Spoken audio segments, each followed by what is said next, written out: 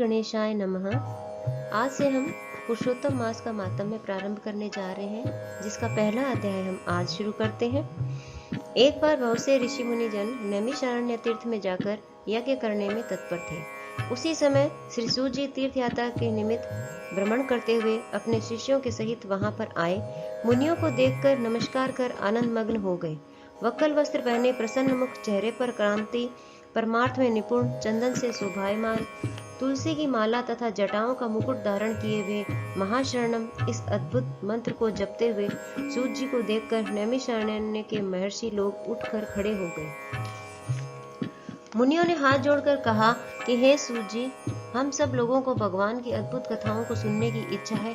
तब सूत जी ने प्रसन्नता से ऋषियों के आगे हाथ जोड़कर नमस्कार किया। ऋषि कहने लगे कि हे सूत जी, हमने आपके लिए सुंदर आसन बनाया है, आप इस पर बैठिए। आप बड़े भाग्यवान हैं, आपने गुरु की कृपा से भगवान के रहस्यों का वर्णन करने की शक्ति प्राप्त की है।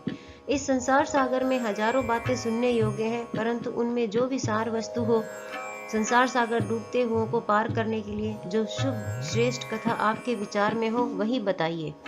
सौनकादिकों के पूछे जाने पर श्री सूत जी कहने लगे, हे विप्रो, मेरे वचनों को सुनो।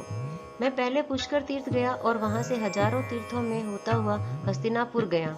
वहां राजा परीक्षित अपने राज्य को छोड़कर अनेक महापुण्यवान ऋषियों के साथ गंगा किनारे जा रहे थे। उनमें अनेक सिद्ध योगी और महासिद्ध मुनि थे। मैं वहां पर उस समाज को पूछ ही रहा था तो वहां श्री कृष्ण भगवान के चरण कमल में मन लगाए महामुनि व्यास जी के पुत्र शुकदेव जी भी पधारे, जिनकी 8 वर्ष की आयु, शंख के समान कंठ, ऊंचे और चिकने केशों से घिरा हुआ मुख, दृढ़ कंधे, चमकती हुई कांति थी। वह अद्भुत वेश ब्रह्म स्वरूप थे। ऐसे महामुनि सुखदेव जी को देखकर सब मुनि हाथ जोड़कर खड़े हो गए। तब मुनियों के बनाए हुए कमल चक्र जैसे ऊंचे आसन पर सुख जी को बिठाया गया।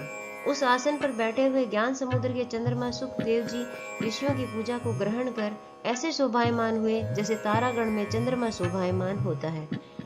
पुरुषोत्तम मास का प्रथम अध्याय पूर्ण हुआ। ओम नमो भगवते वासुदेवाय नमः।